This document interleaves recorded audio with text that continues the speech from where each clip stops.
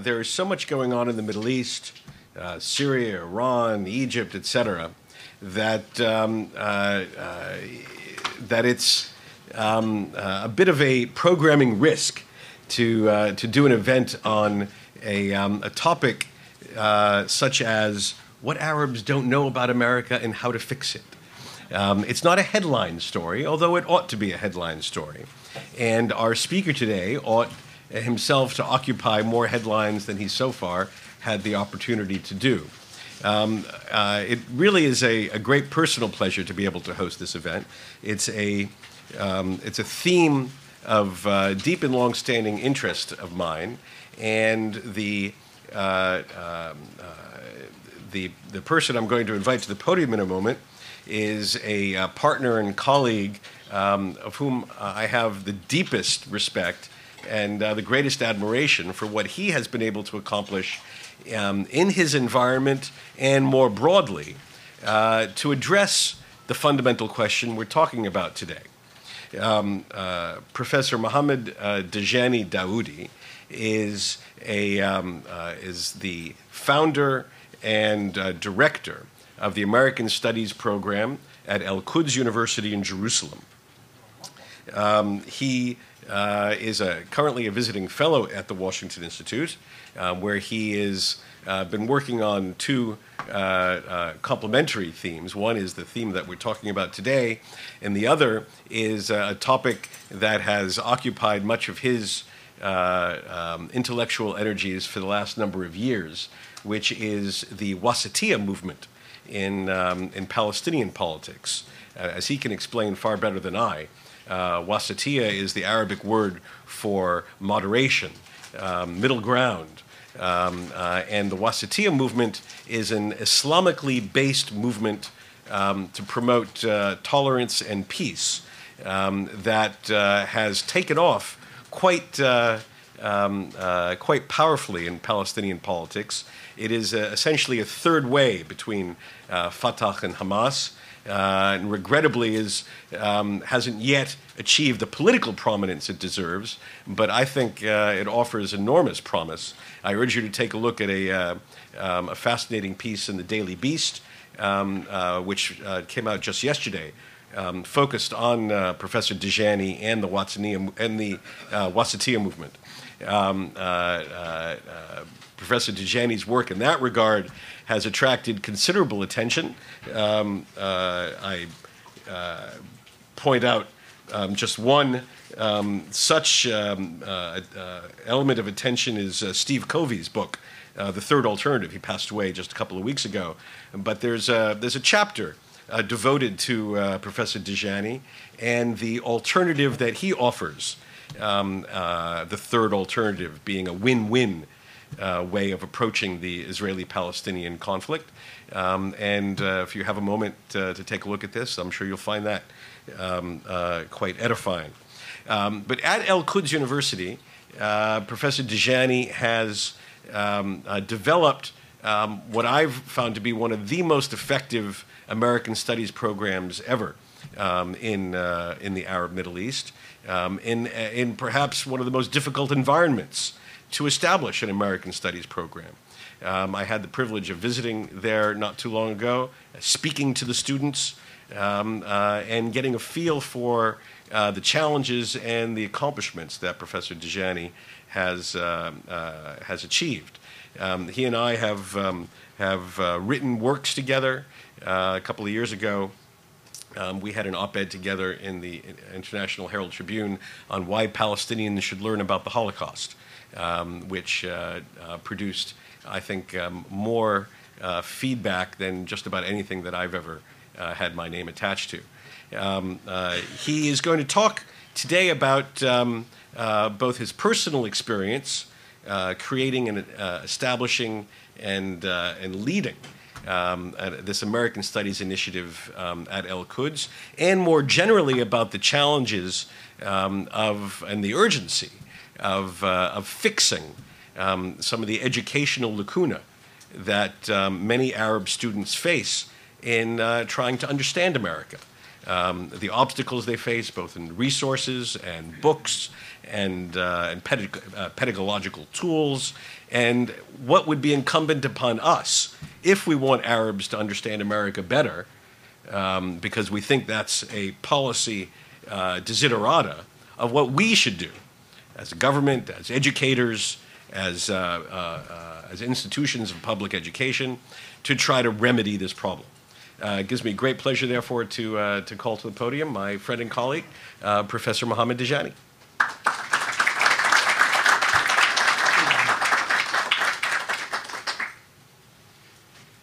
Thank you very much. It gives me great pleasure to be here today. Actually, my stay in Washington was fascinating, and I'm very grateful for Robert for giving me this opportunity. Today I'll be talking about what is it that, where do Arabs get their information about America, and how does that affect their perception and their views. So basically, we are talking, we are, I don't know about these gimmicks, but let's try that out. If we look at, I'd like to look at this quotation here, which actually, the way why I'm introducing it, because it says every political scheme in the region is cooked by America. Russia lights the fire under it. Europe cools it down. Israel eats it, and the Arabs wash the dishes. Actually, if we look at this quotation, and if we think about Thomas Kuhn and Thomas Kuhn's paradigm, then we will tend to see that actually this forms the now the dominant paradigm within the Arab politics, within even the Arab culture, in the sense that if I would write a book that will be outside this paradigm, my book will not sell, my book will not be read. I will be viewed as if I'm pro-America or pro-West, but if I write within this paradigm, then my book will be accepted, it will be published, it will be circulated, and it will become a bestseller. So within this paradigm, it is that we see what is happening regarding the Arab political, even the Arab culture is within this paradigm that's there. We have this presentation will address the question: why is there no dialogue of civilization? Why is it that there is a wave of hatred and anger, and what causes it, particularly between the Arab and the West? And the question is, there has been many who have tried to address this issue, and it has been argued. There has been some classical arguments regarding why is it that there is this gap between East and West, and it is not something new. Kipling has written a long time ago that East is East, West is West, and never the twain shall meet. So basically, this is not a new issue, but now the question is, why is this issue today taking this sudden precedence, and why is it there has been argument about why is it. Some try to analyze it. Sardar, for instance, and Davis tried to see how they try to actually go through deeper into why is this gap, or why is this hatred. I don't agree actually that with the whole idea that they raised, that there is such a thing that as if the world hates America. I think the word hate is wrong in that perspective. I think maybe America is an enigma to the world, or people do not know much about America, or people do not understand what is going on in America.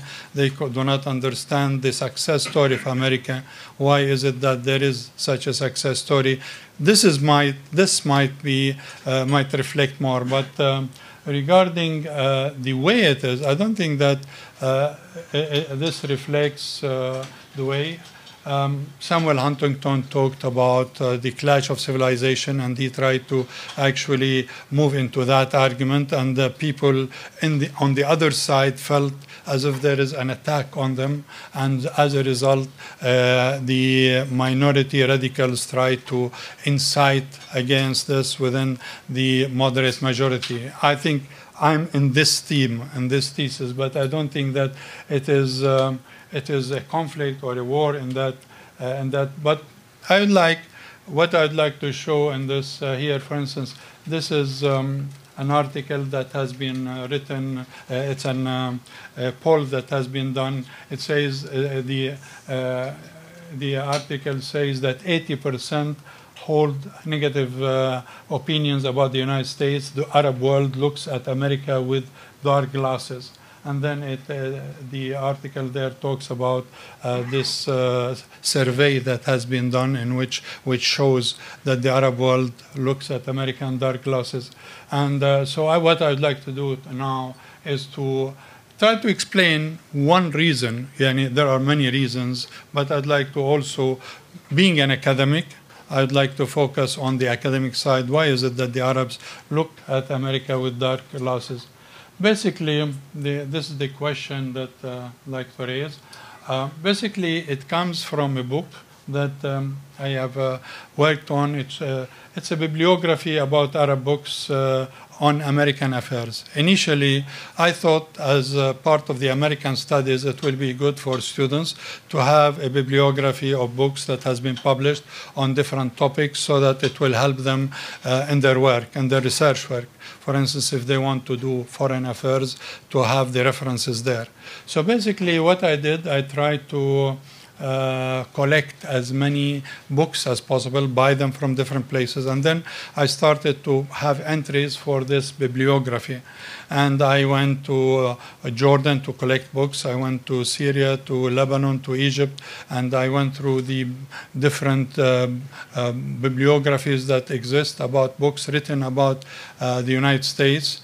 And so basically, the idea initially was to promote the American studies and to help provide a book that, because I found out that, for instance, some books are being translated 4 or 5 times. So I thought maybe having a book like that would help also people know what our books are available and where. But however, once I tried to include in this bibliography every single book that has anything related in it about America, about the United States. However, books like, for instance, Thinking Out of the Box or things like that were not included. But if the book deals with the United States, how it thinks, how it works, what is the American art, American technology, then it was included. So basically, however, once the entries are compiled, I was very shocked to find how the result is. Throughout the 5 years in which I worked on this project, I was able to collect around 1,000 books. And so what was shocking for me is that, generally speaking, what one reads about the other shapes the perception of the other. And since what people read shapes what they think and perceive, and the stereotype image they have, this bibliography provides an important contribution to how Arabs perceive America. So by revealing what do Arabs read about America and who writes about America of what the Arab reads. So if you look at the books as divided into topics, you will tend to find, for instance, there are general books about America, what is America, 18, philosophy 1, ethics 1, and this is if you are talking about American ethics or American philosophy, and then it is only 1. Religions, if it talks about religions in America, it's 8 books. Judaism, it talks about Judaism in America, 2 books. Christianity in America, 13 books. Islam, 19 books, and this is and this has been a rise in the last decade. In the social sciences, you look that there are sociology 30, constitution, about the American Constitution 7, American political thought 55, American Politics 48, American Presidency 19, American Congress 4, American Judiciary 3, and then American Elections 4, American Political Parties 3, American Minorities Interest Groups 19. Then the whole bulk is actually concentrated about America's foreign policy, which is 275 books. And American Economy is 32, American Public Administration 3, then Law 12, Military Affairs and Security 102, Terrorism, all books related to Iraq, to what is happening, Education 12, Culture 5, Media 17, about American media and how it is being controlled or what it is, Gender 6, Applied Sciences, the Technology 3, American Technology, Energy 1, Agriculture 1, Fine Arts, you have Painting 1, Cinema 5, and then the Literature 15, Poetry 9, Theater 2, Novels 96. These are translations of novels, different novels, American novels. So basically, if we are talking about civilization, 13, Geography 5, trips. If somebody took a trip to the United States, then you will tend to find that there are 13 of such books. Biographies, about biographies of Kennedy, of Martin Luther King, of others, add to 67. Memoirs, 22. History, American history, 31. Amusement, 1. So the total was 1,000. So basically, I would say that if I would have been 100, if there is a margin of error of 100%, that would mean that there are out there in the Arab world for the last 100 years only around 2,000 books written about America. So actually, this gives us an idea about the poverty of knowledge about America.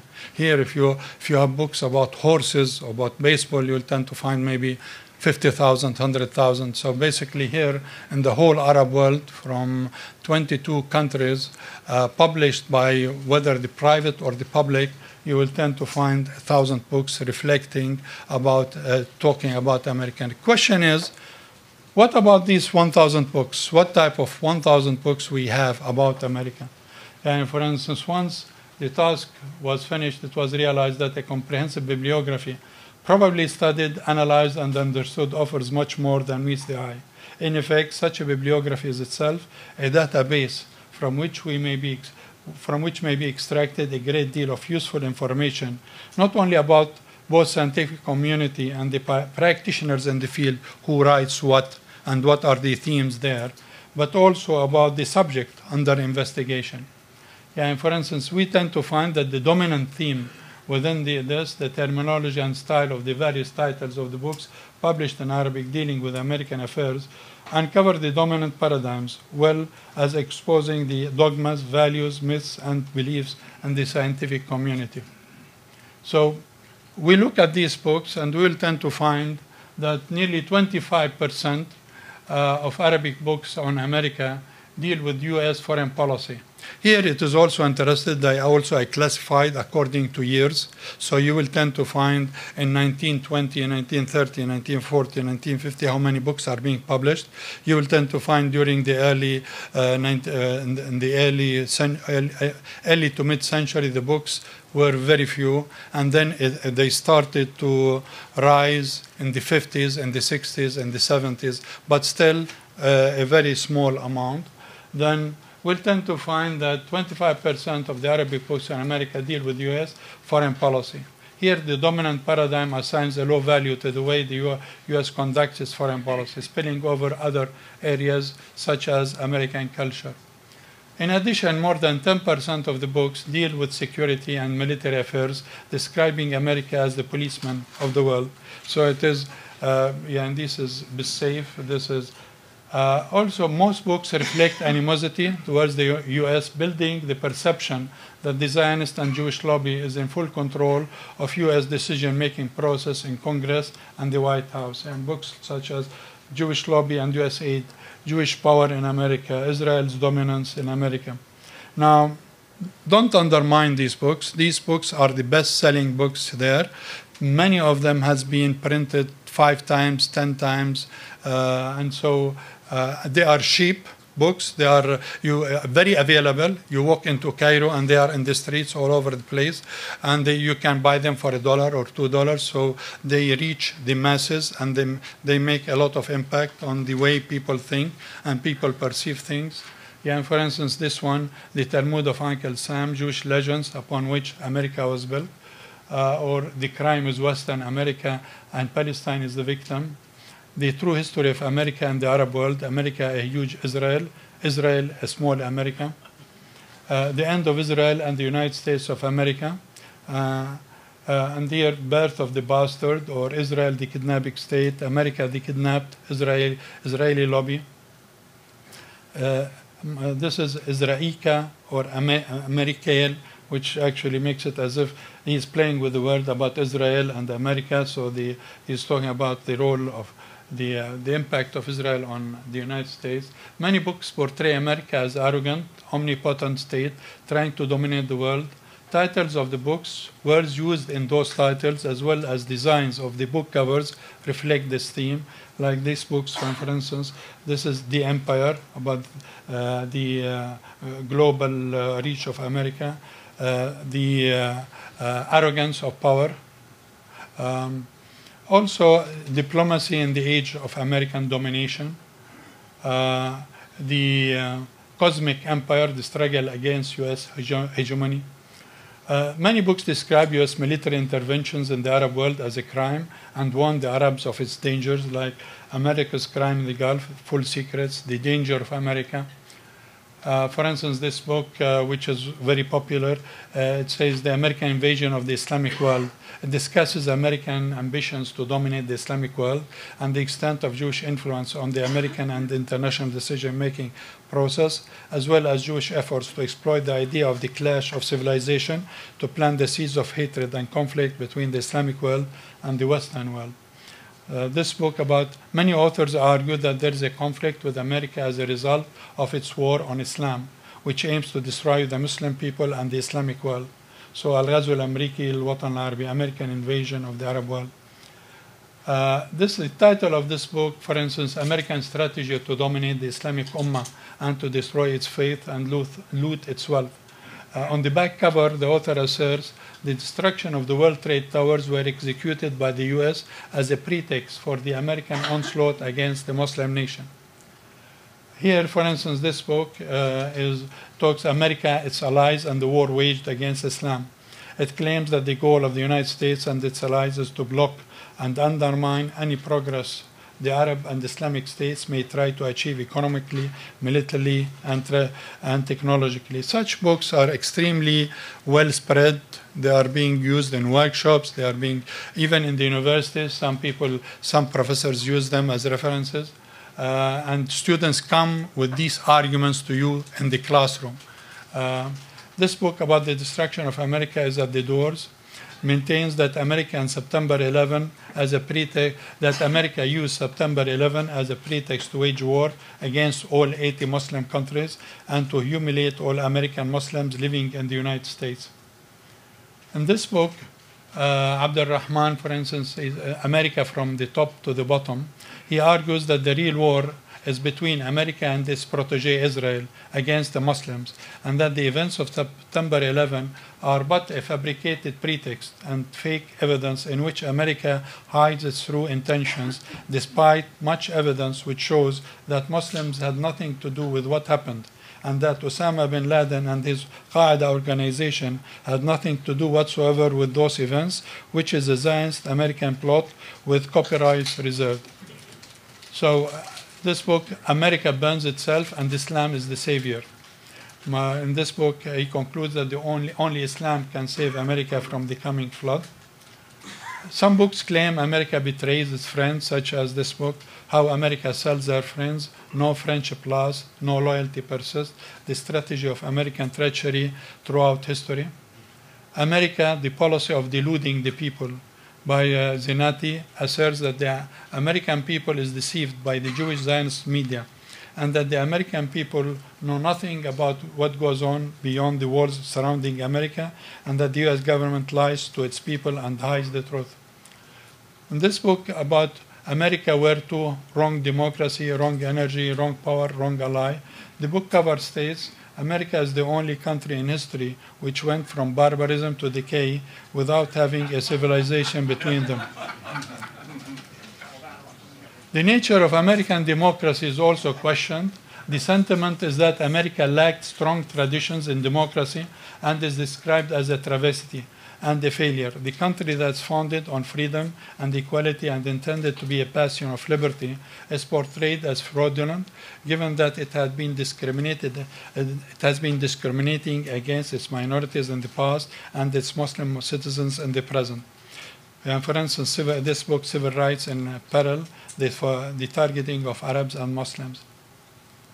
In this book, The Promise of Bush, a new Balfour, they try to link the past, the Balfour Declaration, a new Balfour, the better harvest of Sadatism.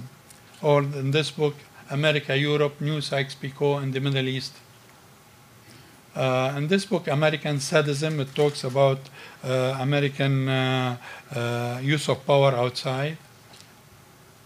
Also, this is a strategy of destruction that America is trying to destroy. This is in Iraq, but the idea there that the United States is trying to destroy the Arab world.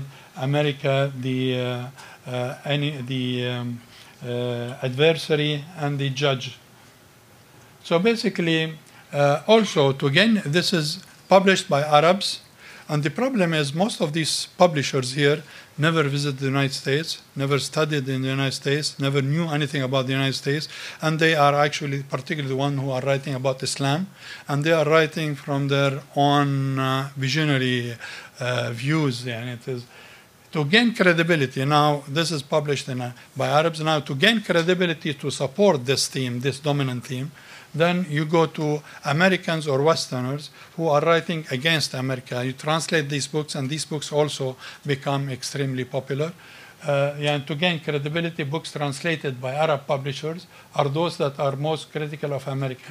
They are bestsellers. And for instance, The Preemptive Empire, American Blind Leadership, America the Black Book, What Happened to My Country, Michael Moore's book, Territory of Lies, Garuda's book, America, the Vanguard of Decadence. So actually, these are what the masses read. Now, on the other side, we have books published by the U.S. government. They are few, and they suffer from major problems. For instance, they are out of date. For instance, this book that I use in my undergraduate American government class, it is actually out of date. It is a very good book, but it was written in 1992. It was published in 1996, and it is very difficult to get hold of. So actually, we do photocopying instead of using the same book. And this is, for instance, also this is another book, the American government, that we use also. We get from the U.S. consulate and distribute to students, but it's also it is outdated. It is also there is limited dissemination. It is these books that are being published that are pro the United States. We don't need to sell America. It's not, the idea there is not to be pro. It's not, but at least to give a positive, neutral picture of the United States. And for instance, this is about the American democracy. It is a good book, and it has, but the problem is it is not available. It is not available widely among in different universities even. Also, these books that are being supported by U.S. government tend to be has big size. And actually, it is too long, too thick. And unfortunately, the Arab readers are not friendly with the huge size books. And if they are short, they buy them, they hold them, which is the other books that I mentioned are all very small, minute books. They can be carried around. While these books are more used as references in libraries. And for instance, great selections from American literature, which is an excellent reference, but is costly, unavailable, and not reader-friendly. It is 1,256, so it is more used as a reference book, but it doesn't circulate among the people. This is also from the selections from American Thought, 741 pages. Alexis de Tocqueville's book is 726, and also it's not available. It's not available to the masses. These are only for the elites. For if you are a professor, you look for it, you find it. Once we move from political topics, books dealing with non-political issues become more objective, useful, and informative. And for instance, if you have stories, novels, whatever, or if you have biographies, they are very popular, but at the same time, they reflect a positive. They are a positive reflection of images. So the findings, actually, we find that although academic authors normally strive to be value-free and objective, nevertheless, this bibliography reveals the open biases and prejudices of books published in Arabic dealing with American affairs. This practice is most obvious in areas where the community's values and interests are challenged, particularly religion and Israel and politics, religion and politics. Our findings suggest the presence of anti-Americanism widely spread in Arabic books about the United States. Anti-Americanism in the Arab world is to some extent due to what is being published about the United States in Arabic by authors, many of whom never even visited America or studied about America. Arab authors tend to discount potentially favorable information about the United States and make negative information more salient. The few books in Arabic about American art, science, technology, or popular culture show much more balanced views than about American political institution or political culture. Arab authors' books attribute American politics mainly to Jewish lobby rather than American national interest or values.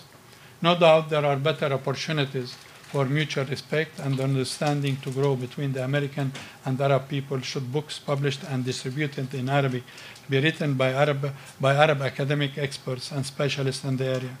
How can that be done? One way is the establishment of American centers in Arab universities. It was to achieve such a dream that the American Studies program at al-Quds University was created back in 2002. The rationale was that the more trained specialists filled the vacuum, the less room for the non-specialists with questionable motives and agendas and wrong agendas. The creation of American Studies centers in the major Arab universities in joint cooperation with American universities could address the situation of informing the general public about America through their teaching, publishing, lecturing, media, and websites. The goal is to prepare a well-trained elite in the field, not to sell America and American values to the Arabs, but to build a new generation that's advanced in knowledge and technology in an age of globalization. However, American Studies should move on with its content, and rather than focus on topics which reflect the American past, such as American history, literature, and language, it should concentrate on topics that reflect ingredients which made America great, such as American ingenuity, innovations, creativity, and individuality. This is very important, I think, about how to move ahead with American Studies, because I feel that so far American Studies has been in the box of American literature, American history, American language, English. And so here, this is not things the Arabs need. Actually, if we look at the Arab Spring, we will tend to find that the Arab Spring actually emerged as a result of the Arab educational system. The Arab educational system for decades have been throwing in the job market people who actually filled the job market, but because of the traditional education they will have until the job market actually overflew and then the volcano did take place. And that's why in the post-Arab Spring, maybe there should be a second look at what we are teaching in the universities, because what we are teaching is based on the colonial colonialist past, which actually we have a matriculation, which every secondary school should come. You are studying for the Tawjihiyya, and then you take the secondary exam, and then from that secondary exam, most of them go to the universities. We do not have professional schools to teach about people how to do things with their hands, but rather most of our students end up if they can afford it, or if they want, they end up in universities. And then if they get hundreds, they end up in the medical schools. If they have 80s, 90s, they were in engineering. And then it moves down the scale. And then actually it ends up, if you have 60s or 50s, you may end up in religious schools. And nobody figured that actually religious schools will one day take over the political system. And that's why part of the problem that we have, that people who get hundreds or in the Tawjih, in the secondary school, don't go to religious schools. They end up with medical schools, or because this is the prestigious thing to do. However, we end up now in a system where it is upside down, where the religious schools are taking over the politics. And so that's why we end up with a poor political system. We will be ending up with a poor political system. Basically here, this is the same thing, I think, with the American studies. I don't think that we need in the Arab world more of what is American culture, or what is American history, which is very important. But in addition to it, I think we should teach our children how to be creative, how to think creatively. How we need to teach them about American ingenuity, about somebody sitting behind a computer at home or in his garage and making $100,000. This is the things that our society needs more, because and this actually, in doing this, we will be promoting democracy, because anyway it will not be depending on the system. So far we are dependent on the political system. We graduate, we want to go and work in the government, or if it is in the private sector, we have very low chances to do so unless we are graduates from abroad. And so basically that's why we need courses that will focus on what made America great, about American innovations. Take somebody here who have made $100,000 a year by being in his garage or in his office. Take him there and teach him how people there can make money without actually going to being at work. So basically, in conclusion, I do agree with Kipling that East is East and West is West, but I do not agree that the twain are not destined to meet. Nor do I agree with Huntington that they are destined to clash. I agree with Dr. Ahmed Zuhail in what he says, that it is not that the West is brilliant and we are idiots. It is just that they aid the loser until he succeeds, while we undermine the brilliant until he despairs. So the question is, how do we change this culture? The answer is simple: through education. Well, why do they hate us so much? Well, most don't. America is a success story, and people love success stories. They may wish it happens to them, sure. But then they need to change the work culture, to provide a democratic environment, and most significantly, to allow every citizen to have the liberty to dream, and to give him the opportunity to make this dream come true. It's very interesting that when I bring students to America, in the last 3 years we have made a joint project with Oberlin, in which we bring 15 students from al-Quds University, 15 students from Tel Aviv University, and 15 students from Oberlin College to come to Oberlin for 2 weeks in order to study together and do joint works. It's amazing that when you look at what is happening on that level, you will tend to feel, for instance, when you divide the groups, 2 Israelis, 2 Palestinians, 2 Americans to work together on a project, it's very shocking that in the relationship, you don't see it as American, Palestinian, Israeli. Immediately they go together and work together on one-to-one. You will tend to find that they get along very well. However, on the community level, when you go back, or on the political level, then it becomes a problem. But on the one-to-one level, for the last 3 years, I've been doing this, and it has been perfect. Although many of the students who used to come on the, for instance, last year on the plane, one of the students who was a dentist said to the Palestinian students, look, if I see any of you speaking to an Israeli student, I will take his tooth without giving him anesthesia. And yet, when she actually started on the one-to-one in the groups and things, eventually she made friends, and we wrote an article. At the end, she wrote an article with an Israeli student about their experience together. So basically, I think that this opportunity of bringing people over or exposing the American experience to the Arab world is extremely useful. I can see it in the American studies.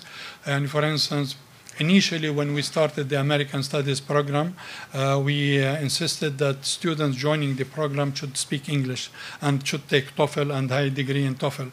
And then we found out if we, in the first 2 years, we found out that when we do this, we are blocking a big sector of society who are the refugees, who are people working with the government, who are people who actually whom we should focus American studies in, and we end up with only people from the private schools. So we opened that and allowed people who do not speak English well or do not speak English to join in. One of the students, actually, who was an ex-communist and very radical, when he joined the program, initially people told him jokingly, what, you want to join the CIA? And so, but yet he had the personality to persist, and eventually he wrote an article in which he said the title was, "We Need a Palestinian Martin Luther King." So basically it was 180 degrees. Another student actually who was from a refugee camp, when she joined the program, she didn't speak English at all. She was a Fatah activist, and then she learned about the United States. She was very anti-American. Then it's not that we want them to be pro-America. We want them to be objective about learning, about what is it. And so actually when we teach about democracy, we don't teach American democracy as something, as a model. No, we teach it the positive side with the negative side, that it is an experiment that is still far from being ideal. However, they have to learn about it. And so from this way, we bring people who are critical of American democracy and people who are pro. And so in this way, they discuss both sides. So this student actually ran for elections, and she became a member of the Legislative Council. Wherever I go to the American activities, U.S. consulate activities, I find her there. She is very active. She speaks very well English now. And that's why actually, hadn't she had the chance to be in the American Studies program, she would have been excluded from actually being in the other, joining the other side or being part of the other side to understand the other side. So basically, I think that's. I would like to stop here, but before I do, I would like actually to. I'd like to stop, but before I do, I'd like to show some pictures about. I'll go through them quickly so that we could.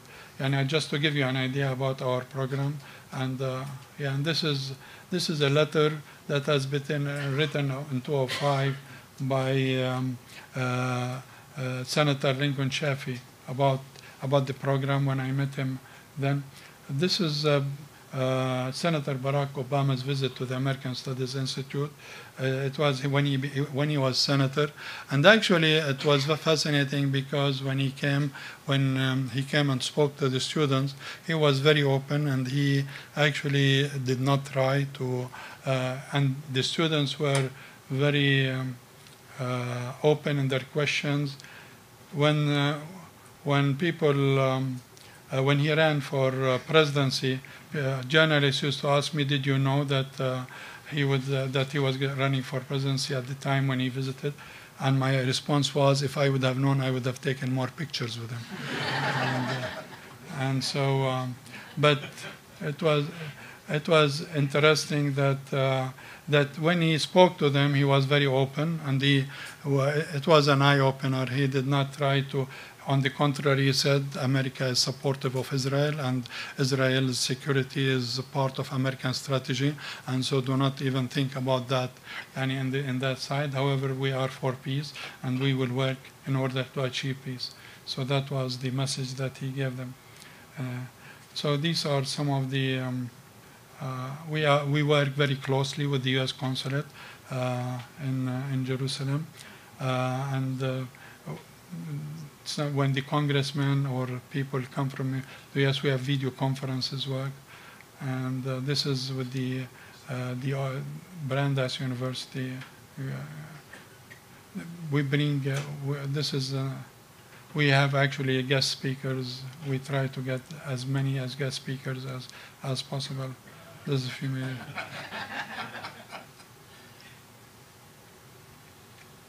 This is our Oberland project. If you open it's on Facebook, and students have had actually a wonderful. This is Paul. Yeah, he actually last year he was there, and he with this meeting a congressman.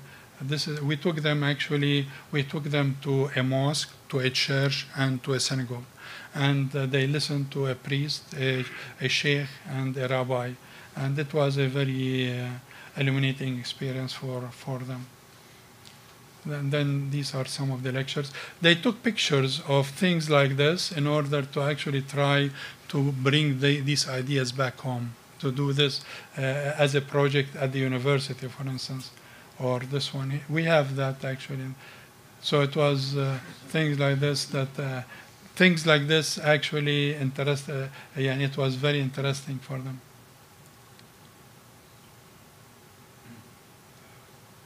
So basically, and this is the in a capsule our 10-year experience of how the idea of American studies. I think that's why also why we moved it to Arabic. Basically, that we are encouraging our students to write their thesis in Arabic, in the hope that this thesis, when they write it in Arabic, maybe it becomes a book that we can publish. And actually, one of the students who wrote her thesis on sexual harassment, it was written in English, but we translated that book on sexual harassment to Arabic, and it is the only book in Arabic published on sexual harassment that deals with it as a crime and how the law affects it, and it is very interesting that this topic, which is a taboo topic in the Arab world, is now becoming much more on the front, whether in Egypt or in different parts. But in Palestine, it is a taboo topic. So this book actually was a breakthrough in order to promote the concept that sexual harassment is a crime within a culture that does not tries to stay away from these topics. So basically, that's also part of the contribution of the American studies within the community. Thank you very much for coming, and thank you for being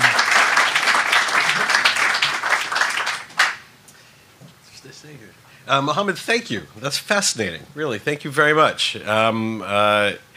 I want to open up a discussion session by first asking you to speak about the particularity of al-Quds.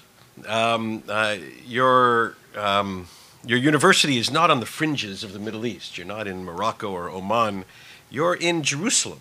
Actually, you occupy a rather unique place in Jerusalem, too, because, correct me if I'm wrong, but the geography of your university is that you are largely within the municipal boundaries of the city, but outside the security barrier, outside the fence, which puts you in this odd no man's land, really, where where nobody has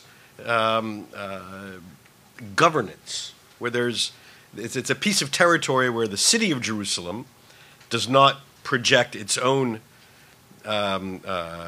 city institutions, no police, no ambulance, no trash collection, and where the Palestinian Authority does not extend its own governance because they don't govern in Jerusalem.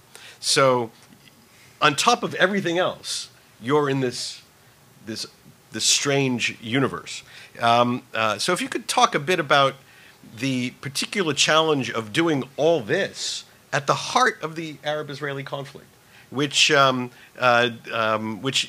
really didn't touch much of your story. I mean, if you could have given a similar discussion about your experience if you were in Tunisia or Dubai. There wasn't that much uniquely difficult or special about having been at the heart of the Israeli-Palestinian conflict, which only amplifies, I think, the achievement of creating such a successful program, being where you are. So if you could spend a few minutes talking about that unique challenge, then we'll open it up to more questions. Thank you.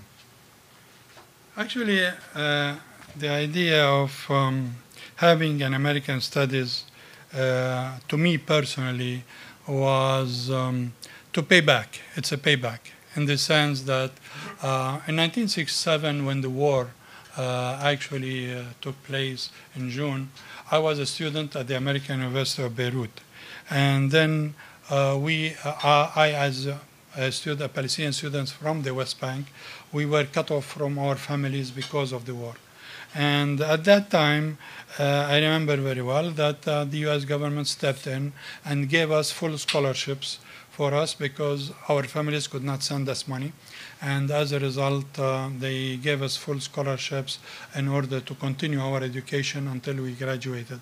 So anyway, I still remember that on a personal level, and I feel that partly that I'm indebted in that sense to this charitable gesture.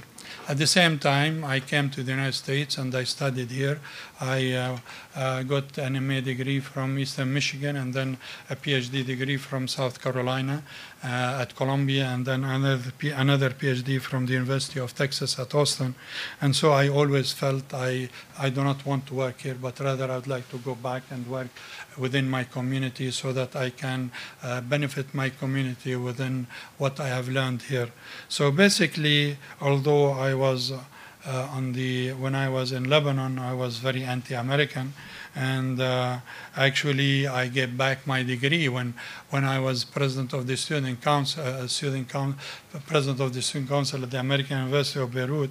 Actually, in the graduation ceremony, I gave back my degree, saying I don't want to carry a degree from an American university because of the fact that America is killing people in Vietnam and America is actually supporting Israel and all that. So I gave back that degree.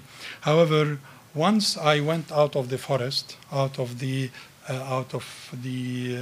Lebanon, and had the opportunity to come to the States, and then had the opportunity to look back at the forest from far, I think it was a very enlightening experience for me. And as a result, I felt the significance. The 10 years I spent in the United States studying in different universities helped actually help me in order to develop my way of thinking and to try to think in a totally different way. So basically that was the motivation for me as a person, and why should I get involved in American politics, in American studies, at a time that I had a very good, prestigious, revolutionary culture, and now I will be spoiling it by being pro-America and advancing pro-American studies. So I had to take that challenge, because then people will look at me and say, how did you change? How come that you were revolutionary coming to teach American studies and becoming pro-America and things like that? And the only answer I have is that I matured and I grew up. And so I want to bring this experience that I have had to others within the Palestinian community. And that's why I think that the American Studies program was important for me personally. It was not easy.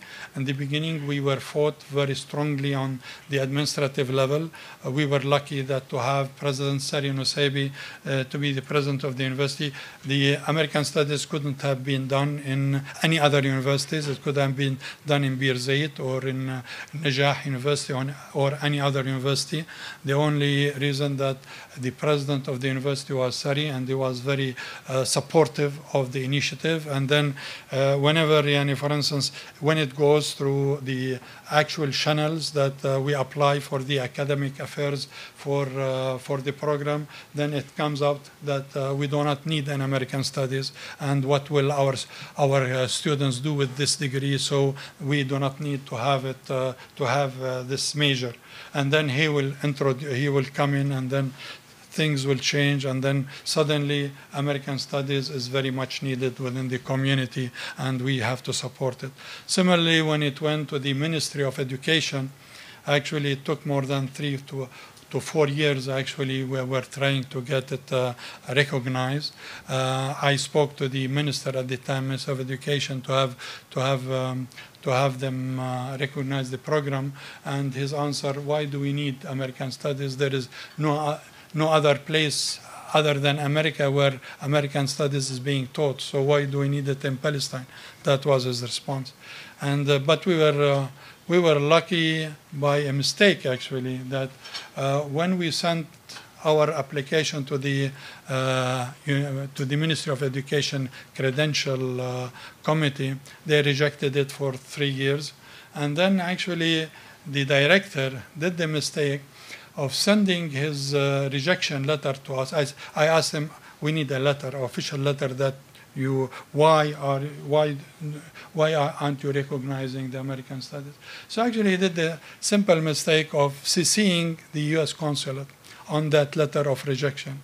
So Hani al-Hassan, who was the advisor of Arafat, came to give a lecture to the American Studies about the need of improving American-Palestinian relations. And so we told them, but the PA is refusing to give us a license. He said, we are not aware of that. I showed him the letter. So I took the letter to Arafat. Actually, Arafat, of all the letter, he did not read except that there is a CC to the U.S. consulate. That was the only thing that attracted his attention. Immediately, things totally changed. The director was fired, and we were recognized, and so as a result, we became officially accepted and recognized, but it took more than 4 years in the process to do that. So basically, it wasn't easy, and we had to fight within the community the anti-normalization or anti-Americanism, which whenever students apply, other students will pressure them not to apply because they say, do you want to become a CIA agent, or why are you applying to American Studies? They have simple logic. Israel is the enemy. America supports Israel, then America is the enemy. So that was the simple logic that they have within why the rationalization that they have. Even in times of supposedly peace, or there is negotiations, yet this concept is still there. The idea is still there. And so that's why building an American Studies Institute was not easy within this framework. Al-Quds University, actually, the battle among students is between Fatah and Hamas.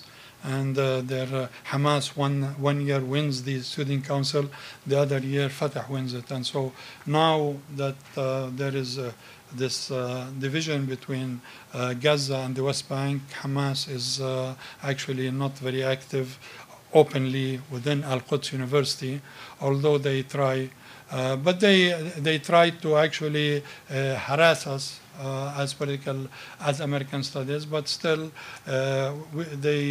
we were able to manage to to overcome this. When we had pictures hang about in the corridors about America, and then the actually academic vice president asked us to take them down, not to put them up, because he was afraid that students will come and break them. But in the last 10 years, the gallery is still there. Nobody touched anything. On the contrary, it attracts a lot of attention of people. So the misperception that we could be physically attacked is not there. But I think that it is very important that American Studies program in the Arab world, particularly in countries which did not have American Studies, such as Libya, Tunis, and others, that there should be American Studies program. Though I think that it should not be the United States, the government, that should be involved in American Studies. I think that the government should get involved, the universities, give the support to the universities, to American universities, hook the universities with others. And for instance, not to be directly involved. I think because being directly involved will blend it as if it's American propaganda or others. So I think that, and for instance, it was a very smart move that, for instance, Al-Walid bin Talal donated $10 million to New York, and then New York mayor rejected them because of a statement he did. So he took $5 million and gave it as a grant to the American University of Beirut to develop an American Studies Center there, and gave another $5 million to AUC, to the American University of Cairo, in order to develop there an American Studies Center. I think that was a very smart move, that these are associated with an Arab, with the Saudi, rather than with the government here. I think that in the post-Arab Spring, similar efforts should be done to actually seek Al-Walid bin Talal to donate another $10 million, where you can give $2 million to a university in Tunis, $2 million to a university to start an American Studies in his name, maybe. If not, and other philanthropists could be. I think that American philanthropists should also get involved in supporting these programs, in order that these programs will not be marked as if they are an American propaganda or anything, but rather that they are part of culture, part of understanding, and part of building bridges together. And that's why I think that the United States should, what it should do is to do it, but not directly involved, but rather through other educational institutions or foundations or other, rather than being the direct supporters of such programs. Very good, thank you. Okay, well, thank you. We'll open the floor to your questions. Doug and Marvin, then we'll work around. If you could, there's a mic that's coming right behind you. Professor, I'm Doug Feith from the Hudson Institute. Thank you for that very interesting presentation. A quick comment and a question. The comment is, I find it fascinating that there are people who argue throughout the Arab world, apparently, against American studies on the grounds that America is the enemy. I mean, in the United States, when a country is considered to be hostile, it generates enormous academic interest. So after World War II, there was all the smartest people in the social sciences went into Russian studies or Soviet studies. And now, with the potential of problems down the road with China, you have an enormous burst of interest in Chinese studies. After 9/11, there was an enormous increase in studies of Islam and the Arab world. And anyway, it's just interesting that people wouldn't see, even if they do consider the United States the enemy, they wouldn't see the value, the importance of knowing your enemy.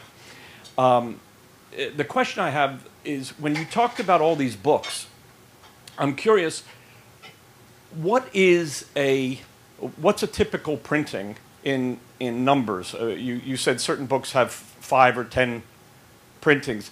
Even a successful book, how broadly does it reach? Are you talking about tens of thousands, hundreds of thousands, millions of copies produced?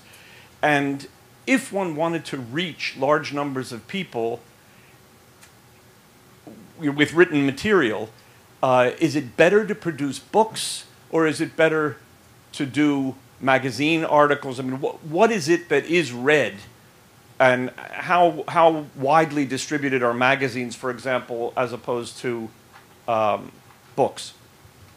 Actually, people, although the general image is that Arabs don't read, but they do read. And actually, but this is what they read, unfortunately. And you will tend to find that the people are very eager to search for information. They try to, now the internet is playing a big role in filling that gap, but unfortunately also the internet is offering the loudest, and it doesn't make a difference whether what is being written there, but people get that information from there. It is depends on. Regarding the first point, it is the culture. I think our culture is different than your culture. I remember very well, for instance, before 1967, the Arab world did not know anything about Israel, while Israel knew everything about the Arab world. And that's what we found out. Yeah, for instance, living in Jerusalem under the Jordanian regime, if I'm supposed to read the Time, and there is an article about Israel in the Time, I will buy the magazine and then will find that that side will be cut off, or it will be blackened. And so my knowledge about Israel was zero. The only information I have is what is being published in Arabic about it. And so actually we have at al-Quds University, we had a program on Israeli studies also, an MA program. And when I was in charge of when I was director of regional studies, I looked at the books they had in the library about, and was shocked to find out that 99% of those books were dealing with what the Arabs have written about Israel and about Zionism, and about, rather than what Israel has. And so they are being learned not what Israel is, but rather what we perceive it to be. And so I donated my library on Israel in order to include all those books from different views, whether American, Israeli, or Zionist, in order for students to be exposed to both. But unfortunately, this is the situation. People, when we are talking about distribution, they publish 1,000 copies. And then it sells, they publish another 10,000 or 2,000, but they don't take the risk of publishing 50,000. Or they publish, and then you will tend to find the same book is being published, taken in Beirut and being published by a publisher there, being photocopied or published and then being distributed. He might do 1,000, 2,000. When it sells, he reprints it. And that's how, these books, that's why I'm talking about these books, they sell a lot. And because first there are no copyrights, so the author does not get any money. But and these books are being sold by a publisher or a printer. If you have a printing house in Jerusalem, in Damascus, in Beirut, or another, you can take a book which is popular, retype it, and then sell it. So you might tend to have 10 printers publishing the same book, and then it is being sold for $2, $3, when it would have been costed by a genuine publisher $20, $30. But this is the way these books spread around, and then students come to the class with these arguments that they have read in these books. Marvin, we'll work our way around. Up in front. Right behind you. I'm Marvin Kalb. I'm a visiting scholar at Brookings. And I want to thank you very much for an excellent presentation. I learned a great deal. And in Rob's introduction of you, he spoke about the third way. And by implication, I think I grasped some of what you have already said. But could you help us understand what is the third way? Who was behind it? What kind of strength does it have? Actually, it is... this is al-Wasatiyya, and basically I'm not a religious, my family is, My actually great-great-grandfather was the first Sufi teacher in Jerusalem back in 1560, 1500, and he was actually given he was appointed by the Sultan Suleiman to be the custodian, he and his family, of the King David tomb. And he was a Sufist, and he had students. My family throughout had religious, but I myself is secular. And here, Palestinians think of secular as agnostic. So basically, if you say I'm secular, then they think as if you do not believe in God. While actually we are trying to explain to them secular could mean that, but it is separation, but could mean that you are religious also. So basically, back in 2006, Hamas was elected to power, and I was supportive of Hamas. Although I'm Fatah, I was Fatah for 10 years, between 65 to 75, but yet I tended to support Hamas because I thought that there will be some change, and particularly with the leadership. And suddenly, the problem was that Hamas, instead of adopting the Palestinian agenda of peace process, Hamas brought its own agenda on the table.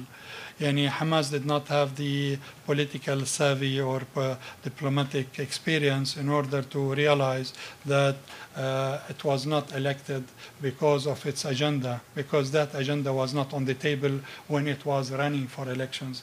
When Hamas ran for elections, it raised three slogans. It raised the slogan of accountability and change and transparency, and so they did not talk about that they will not recognize Israel, that they will not recognize. The agenda, Oslo agenda, was put on the side, and they focused on things people wanted to hear, which is people wanted change, people wanted accountability, people wanted democracy, and so that was their agenda on the table, and that's when they came to power. However, when they came to power, they didn't, for instance, the Likud is against Oslo, yet the Likud, when they come to power, they don't put their agenda on the table, they take the Israeli agenda on the table, national agenda. And so here, people did not do that, they did not understand. So after a while, Hamas brought its agenda and brought its restrictions and others, and people were dismayed. I was among them.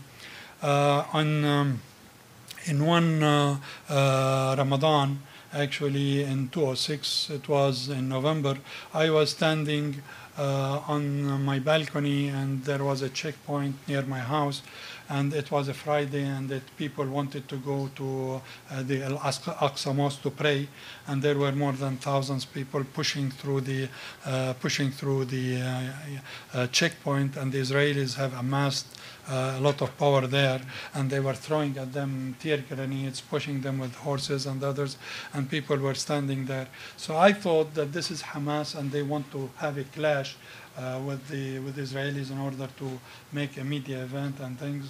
And it was the tear gas was so powerful I could not stand it, although I was far away. Yet in half an hour I found out that things cooled down at this checkpoint, and it seems that there was an agreement between the leaders, between the Israeli officer in charge of the checkpoint and the people there, in which the Israelis brought buses, took the IDs from people who are above 30, and allowed them to go to the mosque to pray, and then the buses brought them back. So I thought that was a win-win situation, where the Israelis worried about their security, wanted to make sure nobody's carrying a bomb with them, and at the same time the people wanted to go to prayer. So I thought that these people are not Hamas, they are not Jihad Islami, they are not radicals, they are moderates, they are religious. So who represents them?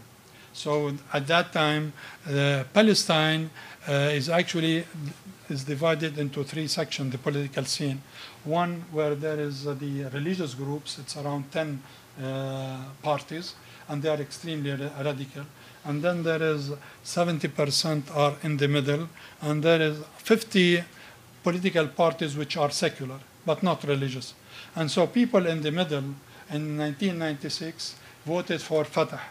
and so Arafat won, and the Fatah won.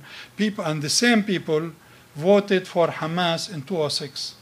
And so basically this shift of vote, it's because of the... So I thought, the idea there is that these middle people who represents them, and they are moderate, they are religious, yet the only address they have is Hamas and Jihad Islami and Hizb al-Tahrir. So that's why we started this movement, which we call Wasatiyah, in 2007, in which we try to promote the concept of Islamic moderation.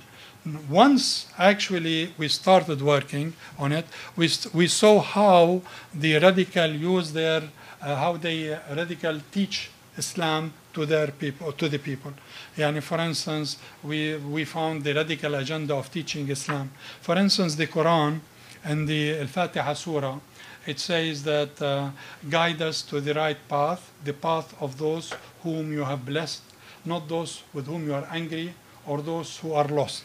So if you would, if you ask a Pakistani to explain it, a Muslim theologist, he will explain it, or even a Palestinian before the conflict, that it would be explained that those who are blessed are the pious, those who are lost are the those who are, God is angry with those who do not believe in Him, and the lost are those in between who are believers. But so now it is being taught, and the Quran actually is being distributed in Ramallah and the West Bank, in which it says that those who are blessed are the Muslims, those who are lost, God is angry with the Jews, and those who are lost are the Christians. Or for instance, the interpretation that when it says, and we have made you, and this is our slogan, a moderate nation, a centrist nation. Now, a centrist nation means a tolerant nation. However, they explain it that a centrist is that Muslims are in between Jews who killed prophets and Christians who made their prophet a god. And for instance, also in the Quran, it says religion to God is Islam, or that God will not accept from you except if you are a Muslim. Now, Islam has two meanings. One, which is the noun, which means faith, Islamic faith. And the other is the adjective, which is to be a believer, to submit yourself to God. So what they don't teach their kids, and what they are teaching that Islam is being preferred by God. And so Jews, Christians, others are in hell, while actually are kafir, while Islam, unless you are a Muslim, you cannot be accepted.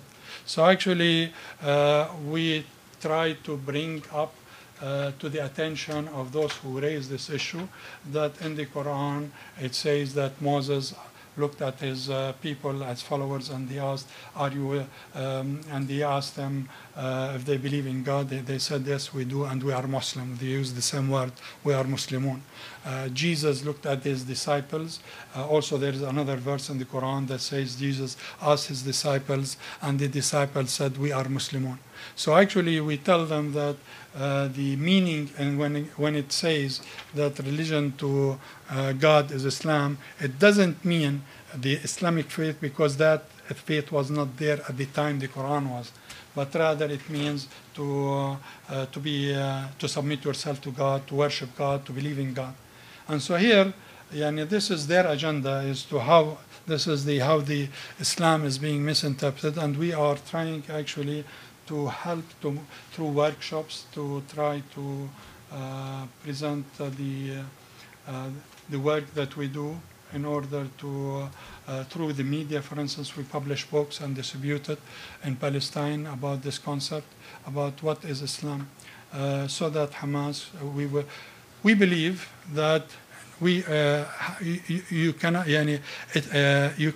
get head-to-head with Hamas. If you do that, you empower them. However, if you dry the water from under them, if you dry, the fish will not live. In the sense of and that's why we try to, rather than clash with them with what they say, try to go back to the Quran and try to use the Quran as our reference in order to teach our community what Islam is all about. And so when when there is a quote, for instance, that's very popular, and it's also in Hamas's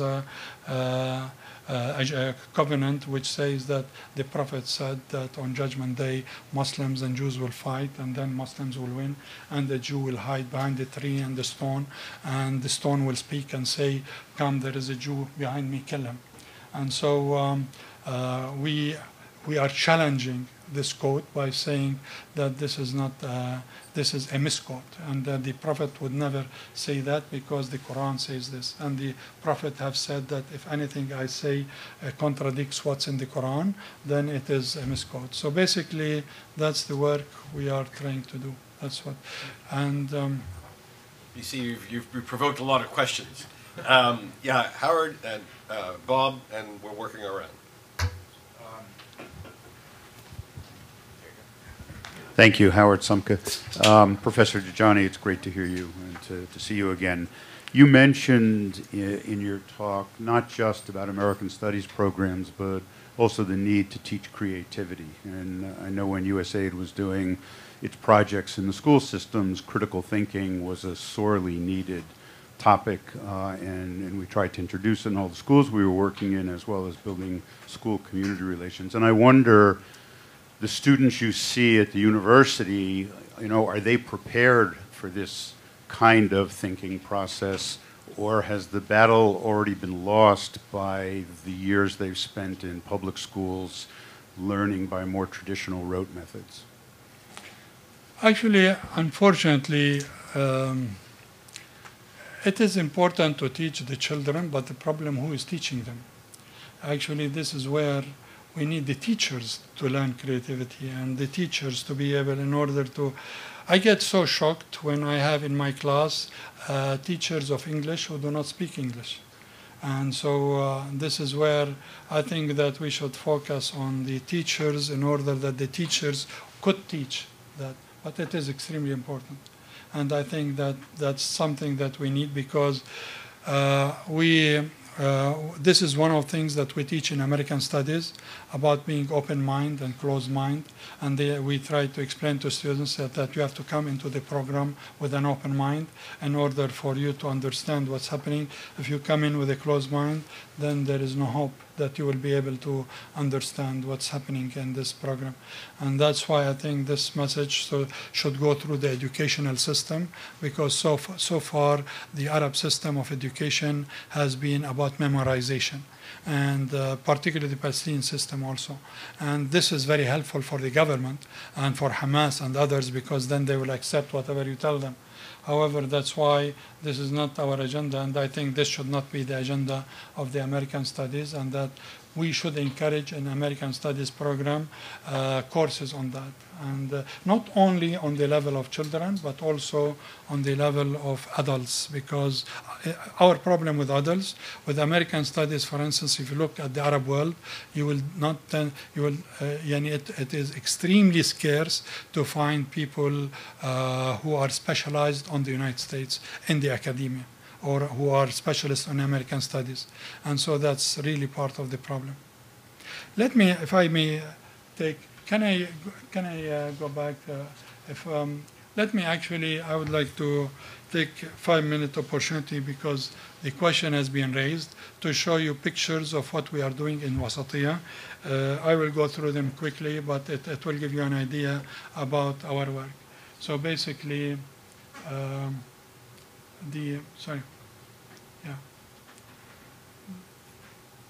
this is our slogan. First they ignore you, then they laugh at you, then they fight you, then you win. I think this tells our story for the last 5 years. This is actually, we had to, although this was, it was issued recognition for the Wasatiyah in Palestine in the year 2010, although we were, for 3 years we fought for that. This is our first conference in Ramallah. This is our second conference. This is our third conference.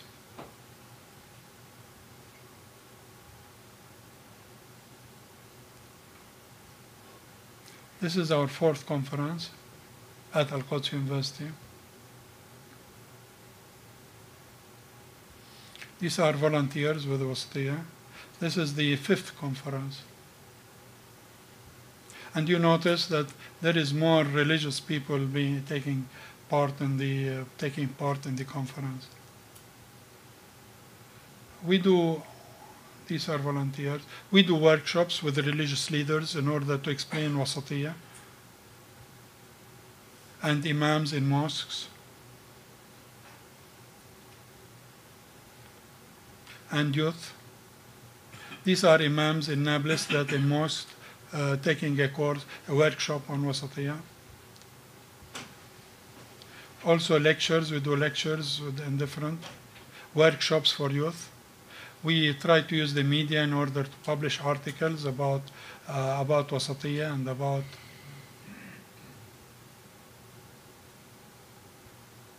Wasatiyah fil Islam, al-Wasatiyah. We encourage also scholars to write about it in the newspaper. This is a review of a book about Wasatiyah that we published. This is an article about it, and this is an article that I wrote about al-Wasatiyah and the moderation in President Barack Obama's speech in Cairo, which took a lot of coverage.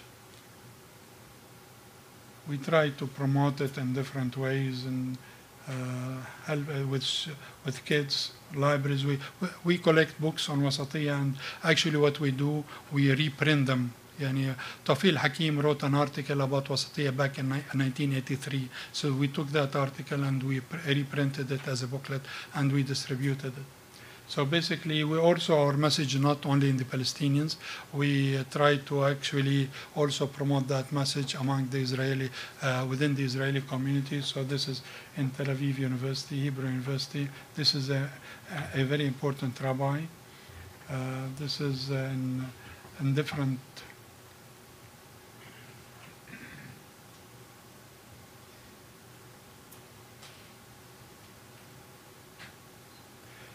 Also, we have we try to on the international level to try to promote the concept of Wasatiyah.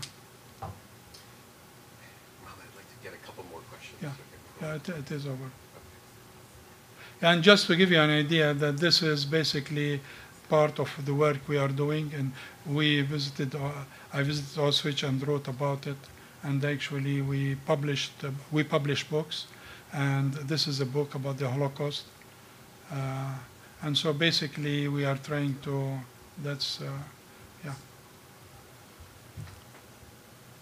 Great.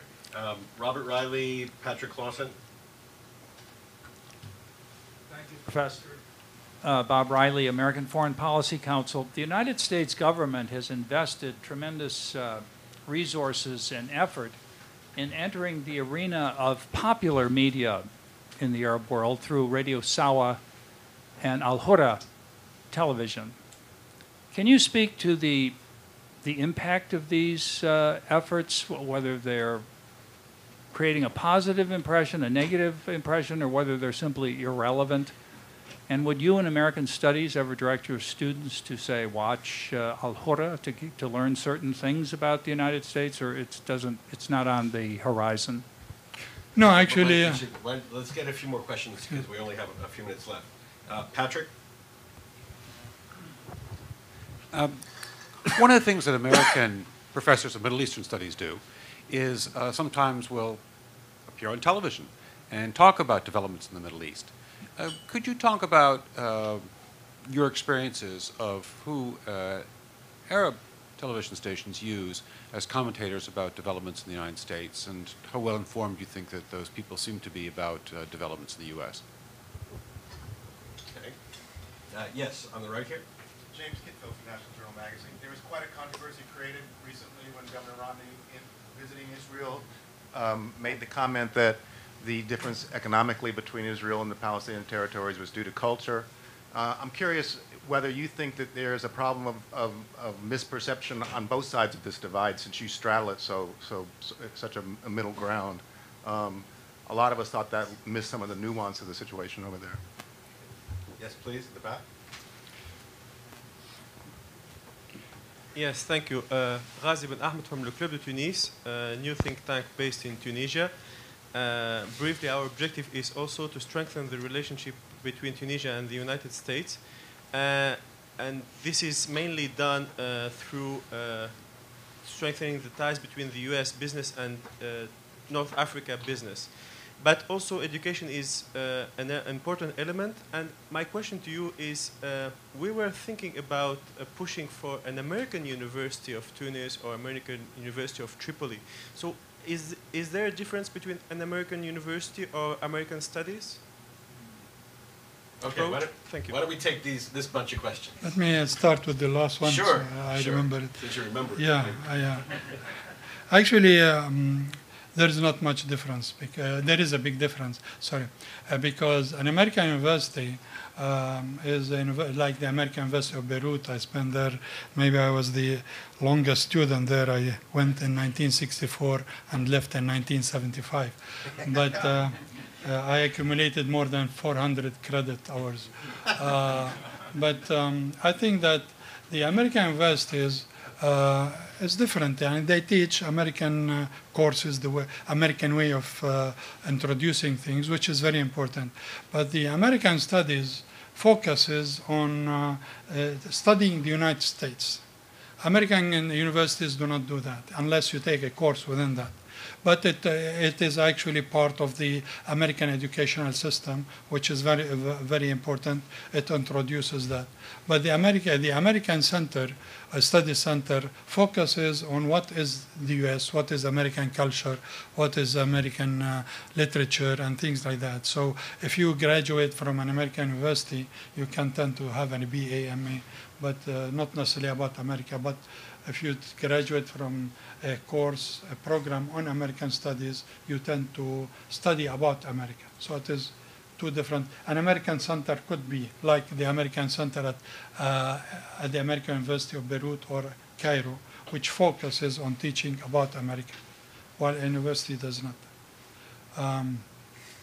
The other. So then we get culture between the Israeli-Palestinian cultural change. Actually, to be honest with you, I think both Romney and the Palestinians who criticized Romney are right. Romney is right in the sense that there is a big cultural difference, and the Palestinians are right because they say that also, and they blame it on Israel and say that it is because of Israeli restrictions that we do that. Actually, I take my guide from this rabbi, who there were two festering people came to him, two Jews came to him. When the first one gave him his side of the story, he told him, "You're right." And then the other guy told him his side of the story, and he said, "You are right." And then after they left, the wife looked at the rabbi and said, "But Rabbi, how can they both be right?" And he looked at her and said wisely, "You are also right." So basically everybody is right. So Romney is right, and the Palestinians are right, and so it is. Sorry. Third question. We're gonna make it. We're gonna make it. Third question was about the quality of Arab commentators on television Yes. about the United States. Actually, the problem is that you have to be careful about the media in the Arab world, because the media has an agenda.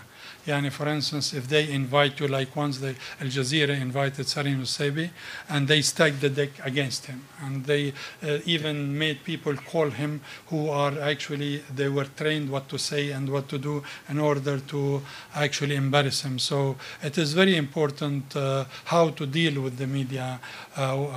Actually, a friend of mine who was a professor at the university, a teacher, came to me and said he works at the Prime Minister's office, director of his office. He said to me that I have this friend who is he has a magazine in London, and it is very widely distributed among Arabs in Palestine. He would like to interview you about Wasatiyah. And so I said, yes, why not? So I gave the interview to him, and he recorded it and then the headline was Dajani it doesn't لا يشرفني, it doesn't honor me to be a president or a minister or a member of the Legislative Council in Palestine. And so I was so shocked. I never said that, and this is far from being wasatiyya. So I called my friend. I said, who is this guy? Give me his phone. I would like to talk. So I call him in London, and I say, where did you get that headline? There is a tape. You recorded everything. He said, I wanted to promote you among the radicals and in Europe, and if I would have put that headline, it will bring you a lot of popularity. I said, but this is not the popularity I want. Yani. But unfortunately, the media, it's very sticky, and you need to work with it very. I was in Oberlin, and they brought a journalist to speak about the experience. So I said, that was a few years ago, and so I said, sorry, it was in Brandeis in 2006. And then I said something that Arafat has not studied in the United States, so he has difficulty understanding the American mentality. And so the Jerusalem Post makes this article, long article about me, saying about Arafat, he doesn't understand American mentality. And he read it and he went berserk. And he said, how I don't understand American mentality? I am an expert on American mentality. I don't need to go there to study. So actually the media is really very ticklish, and particularly in the Arab world, and we try to stay away from it. And then Bob Riley's question about the effectiveness of U.S. government media efforts like I think it's very, yeah. So I remember very well, it was very unfortunate that the magazine was not published anymore, but I remember very well that we used to get it from the U.S. consulate, and then we will distribute it to our students so that they could read the articles. And it was very, very useful because the articles reflected the culture and reflected things people did not know about. And so also the radio, I think it was popular and people used to listen to it because it used to put the latest songs, the latest things. And that's what people did not even realize, that this has to do with America or to do, so it was popular. But I don't know, the perception was that it is not, but it was. Al-Hurra. Al-Hurra is actually, many people watch Al-Hurra, and Robert actually shines there. So it is. This is not a paid political announcement. We didn't discuss this in advance. It's not a setup. No, people watch it. Actually, Al-Hurra is very popular because, look, people would like a neutral channel or news. Al Jazeera is known to be extremely radical, and the image there is already there. But people, you will be surprised that the most popular broadcast was London broadcast when in the 50s and the 60s, because people thought that the Nasserite broadcast is very on the other side, and they will seek from London the news. Or I remember very well that we used to also listen to the Israeli news because we thought that the Israeli news is more objective or neutral than our news. So that's why I think that people are seeking for information, and Al-Hurra and Sawa and others were providing that information. And I think it's a pity that one of them closed. I think the magazine closed. The magazine, yeah. Listen, Mohammed, we could go on. As you can see, you've kept everybody way past our appointed hour. This is a fascinating topic, and I'm so delighted that you could be here with us to talk about this to everybody. Thank you very much for joining us. Actually.